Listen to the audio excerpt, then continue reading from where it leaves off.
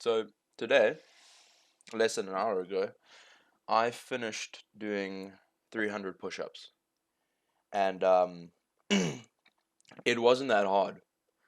Um, and today, I haven't really done anything, because I've been really sick. My stomach. I went to a doctor today, so like your stomach is not good. No exercise, so I was like, okay, no gym. But I thought like push-ups.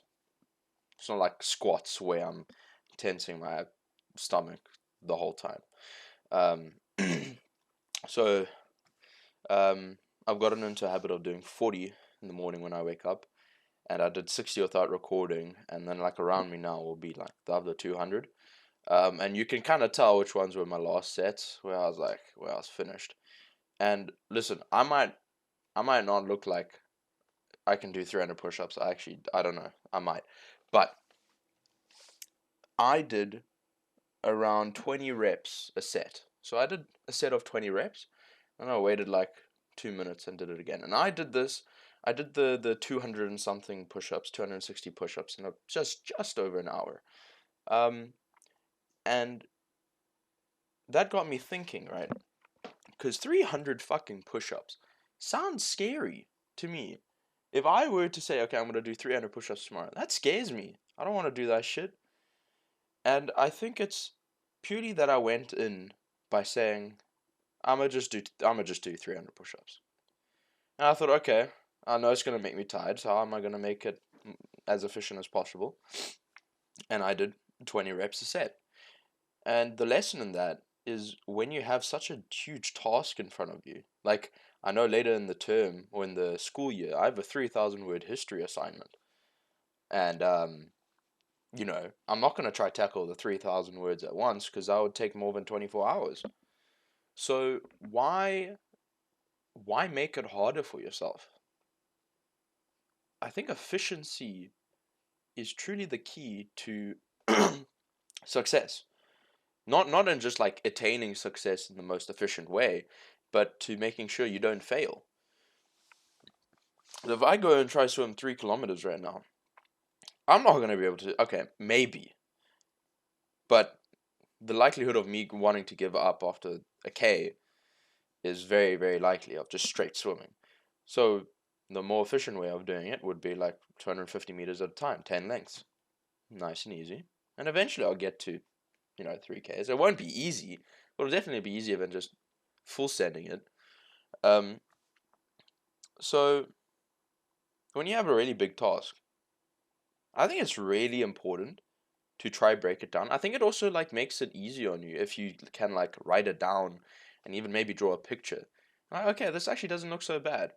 Right, if I want to lose 10 kilos, lose a kilo every 2 weeks. That's like a 300 calorie deficit. That's not too bad. It's not bad at all. But if you try lose 10 kilos in 2 weeks, then you're just starving yourself and you die, You won't die, but you get what I'm trying to say. So today, I was seriously introspective. Like I thought deeply today at school. And okay, it's quite long. This is where it starts. This is like the start of the actual journal because before it's kind of like video ideas, but I wrote quite a bit. So um so I'm officially taking my ex to my matric dance. If for my American viewers, a matric dance is like your final, it's like prom, I think. It's like your final year of high school. You take that bitch to, yeah. Anyway, but we're going as friends. Now, it's complicated as shit for me, not for her.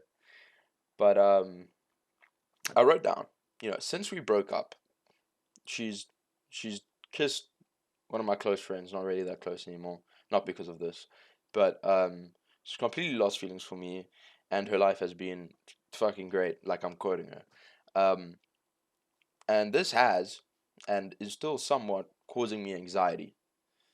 Um, Mainly the my life is great. Actually, no, all of it. I lied. All of it is causing me, but um, that wasn't really the point. Is that in a previous video I said getting over her, and then I still have these feelings. Now, I had a chat to her. I made another previous video of I think called Human Connection, where I had like a talk to her. Because I asked myself, why am I still so attached to her? And then I started like spitballing because like maybe I'm projecting my own failures onto her, and I said, no, that wasn't it. Maybe it's because I can't have her.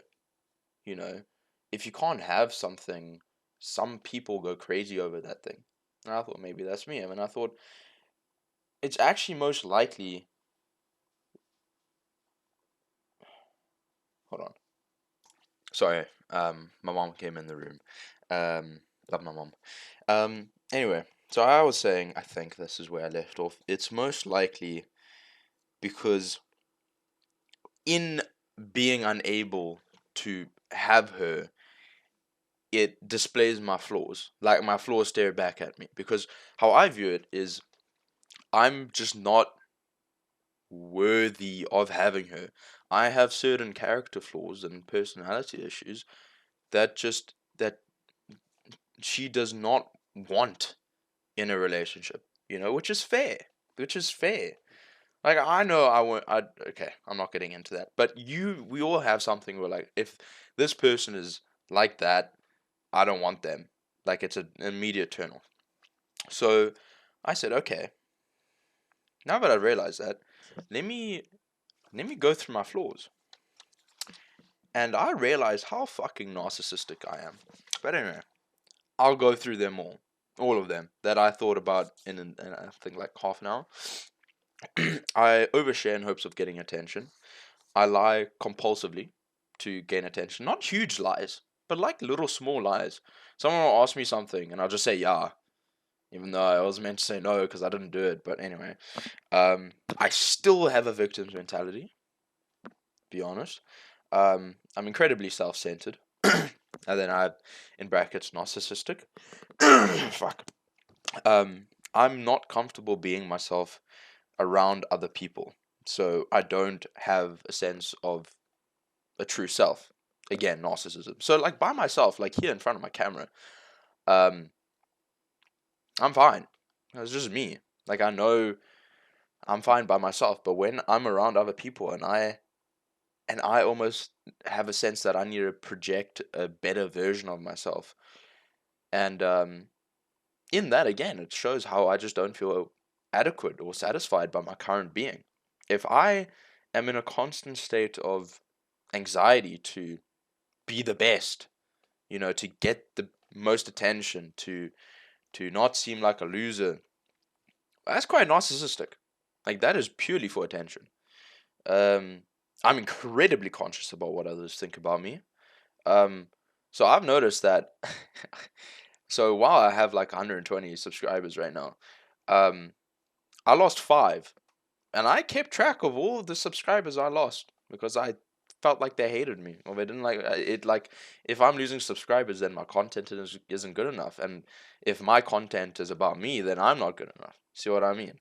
Like it's cool, but it's creepy in a way. I listen to respond, and I have the capacity for empathy, but I don't exercise it. So, and I know I have great empathy. Like I know because I understand people when I want to. My English essays, when I'm speaking like from a person that's not myself, like from a third person, well, first person, but fiction kind of thing. Bro, I write fucking fabulous stories. Not even to toot my own horn. Um, Also, other people have told me, which is weird. Which is weird. But um, yeah, I was gonna say it's ironic because of like everything else I've listed, but there are definitely more flaws, maybe even worse ones. Like, but those are most likely like buried like deep down in my subconscious. And that's why I've actually asked my ex, which was it didn't feel right asking if she could identify any character flaws inside because we're on good terms, right? So I asked her like, is there anything? Are there any character flaws that are like blatant to you? Because when someone tells you something and then about yourself, you're like, no, that's not me. But then you think about it and you're like, oh shit, that's me. So I thought, even though writing all of these, maybe I subconsciously, consciously just forgot about a few things or like left them out because they like really hurt, maybe she can find them and then I can add to this. But yeah. Um, but back to the main part is that I kind of like digressed. But why does that make me attached? Um, because I'm hell bent on trying to convince her that I'm not, in fact, a flawed person and I'm perfect and amazing, and because I can't deal with people, with anyone, knowing that I'm just not the best. Because if I'm not the best, I kind of view myself as the worst. If I'm not perfect, I'm below average. Like I'm nowhere near where I need to be. There's no in between, you know. Um, because and I wrote here, because the pain of trying to pretend to be someone I'm not is easier than the pain that comes with acknowledging I'm very flawed and trying to fix myself.